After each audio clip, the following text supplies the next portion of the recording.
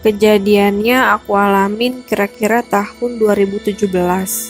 Pada tahun itu aku sama tante aku sering banget bolak-balik ke Anyar buat nemenin tante aku mancing di laut.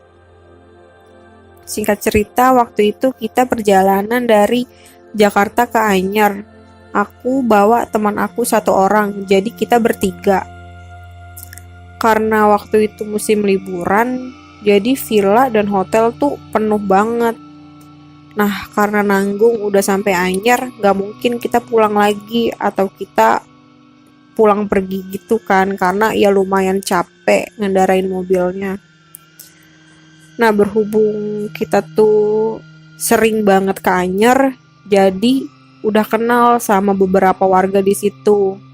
Ada satu warga yang nawarin kalau gimana kalau aku, tante aku dan teman aku itu nginep semalaman di rumah dia. Akhirnya tanpa mikir panjang, eh, kita bertiga mengiyakan. Nah, selesai mancing terus main-main di pantai, kita pulang ke rumah warga itu. Sebut aja namanya Bapak Suaib. Nah, Bapak Suaib ini tuh orangnya super baik banget. Terus kita diperbolehin nginep di rumahnya gitu kan. Nah, rumahnya itu sederhana, masih pakai bilik bambu. Terus alas tanahnya itu masih aspal, bukan ubin. Nah, jadi tuh lingkungannya tuh masih pedesaan banget deh. Nah, di belakang rumah Pak Sueb itu tuh kayak kebun berapa hektar gitu yang luas banget. Nah, gak jauh dari rumahnya Pak Sueb itu ada sekolahan SD gitu kan. Waktu itu kira-kira jam 10 malam.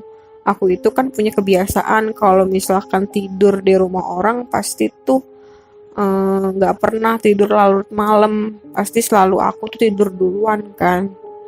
Nah, pas aku tidur itu, sebelum aku tidur, aku tuh ngecas handphone aku jadi di atas lemari gitu kan. Lemarinya tuh nggak terlalu tinggi lah, kira-kira sebahu gitu.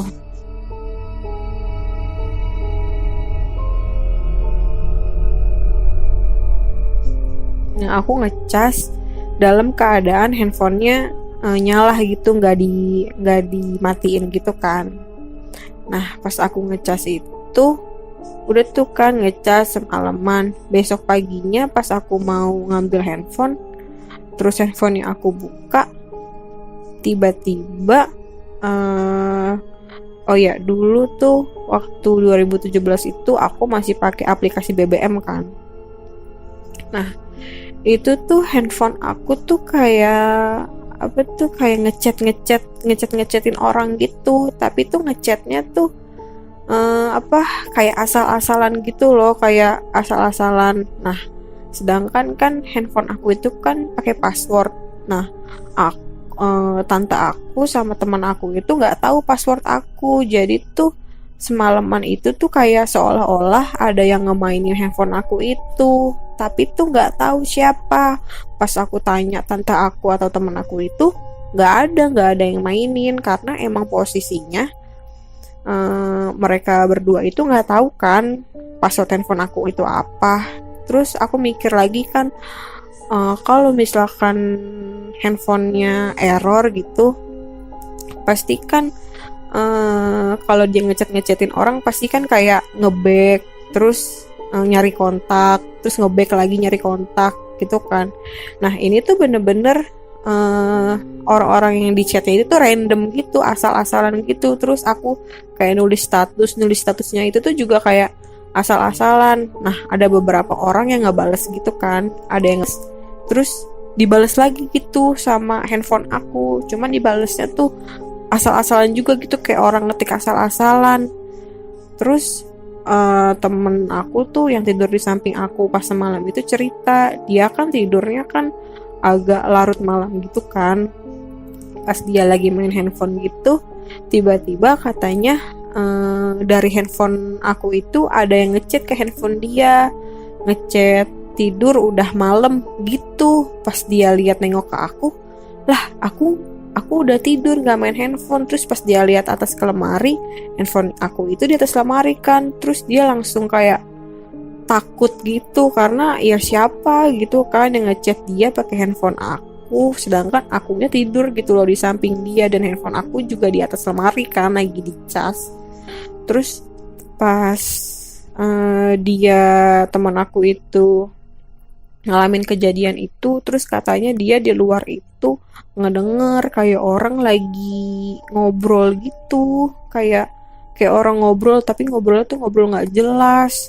Nah akhirnya karena dia takut, terus dia tidur kan, tidur. Terus keesokan harinya sama tuh kita masih nginep lagi di rumah Pak Suaib, karena waktu itu tante aku masih kepengen mancing lagi kan. Jadi ya udah mau nggak mau kita nggak pulang. Ya udah kan akhirnya kita nginep lagi di rumah Pak Suaib. Nah malam itu sama, lagi-lagi aku tidur duluan, cuman bedanya handphone aku itu nggak aku cas, jadi handphone aku itu aku taruh di samping aku kan. Nah karena aku tidur duluan, gak tahu kenapa tiba-tiba sekitar jam 2:30 itu aku kebangun, dan pas kebangun itu aku kayak bener-bener seger gitu loh, seger bukan yang kayak masih ngantuk gitu. Dan situasi orang-orang juga udah pada tidur kan, udah pada tidur pules, jadi aku kayak wah bingung nih ya kan. Malah aku kebangun jam 2:30, akhirnya aku memutuskan buat yaudah deh aku main handphone aja gitu kan. Terus tiba-tiba dari kayak pintu dapur gitu tuh kayak kebuka. Terus pas aku nengok kayak ada orang ngintip.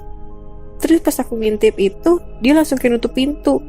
Lah aku kayak kaget gitu dong. Sontak aku langsung ngebangunin tante aku kan, bilang kalau itu barusan ada yang ngintip. Terus tante aku itu langsung ngebangunin Pak Suaib sama istrinya. Terus Pak Suaib sama istrinya langsung langsung ngecek gitu kan ke pintu dapur, dan ya nggak ada siapa-siapa.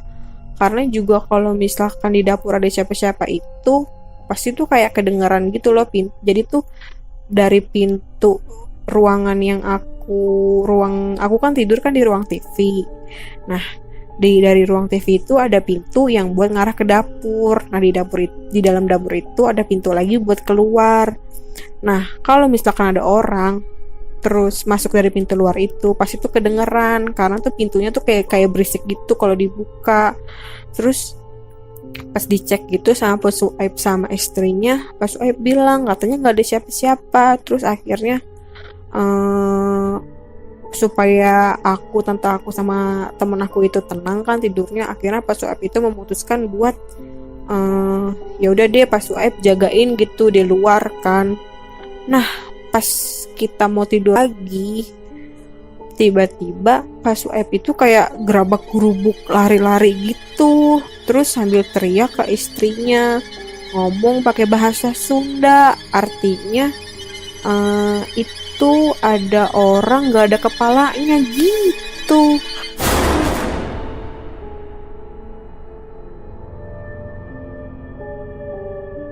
Lah aku sama tante aku sama temen aku kayak langsung ketakutan gitu kan. Terus akhirnya kita semua keluar, terus ngelihat Pak Suaib itu kayak ngejar orang yang gak ada kepalanya itu ke dalam sekolahan SD yang samping rumahnya Pak Suaib itu. Ya ampun, akhirnya aku sama tantaku sama temen aku itu kayak nggak tenang kan di rumah Pak Suaib itu. Akhirnya paginya kita memutuskan buat pulang. Terus pas pagi memutuskan buat pulang itu nggak tahu kenapa tiba-tiba mobilnya itu tuh kayak rusak, nggak bisa nyala gitu dong. Nggak tahu rusaknya tuh gara-gara kenapa. Akhirnya mau nggak mau manggil tukang bengkel gitu kan. Nah berhubung itu kan kayak dari rumah ke jalan utama itu tuh lumayan jauh gitu.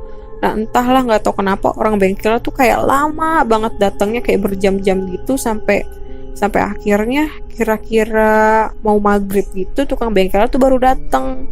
Terus setelah dilihat mobilnya itu kenapa rusaknya, akhirnya udah dibenerin gitu-gitu, terus diselesaikan. Terus aku sama temen aku minta udah pokoknya kita pulang aja, jangan jangan tidur lagi di rumah Pak Suaib. Akhirnya ya udah nekat kan pulang. Dan jalanan dari rumah Pak Suaib buat ke jalan utama itu benar-benar super super gelap, dan kiri kanan tuh kayak hutan-hutan gitu, bener-bener gelap, sepi, nggak ada orang yang lewat. Dan akhirnya kita mau nggak mau bertiga dalam mobil kayak ngelewatin jalanan sepi itu. Terus di pertengahan jalan tiba-tiba tante aku tuh kayak berhentiin mobil. Terus dia nunjuk ke arah depan. Terus ada sesosok kayak orang gede berbulu, tapi itu bener-bener gede banget, se se sepohon gitu gedenya, tingginya tuh sepohon. Terus akhirnya aku langsung nutup mata sambil baca doa yang aku bisa. Terus kira-kira 5 menitan, terus tiba-tiba makhluk itu hilang. Terus ya udah akhirnya kita pulang dengan selamat ke Jakarta.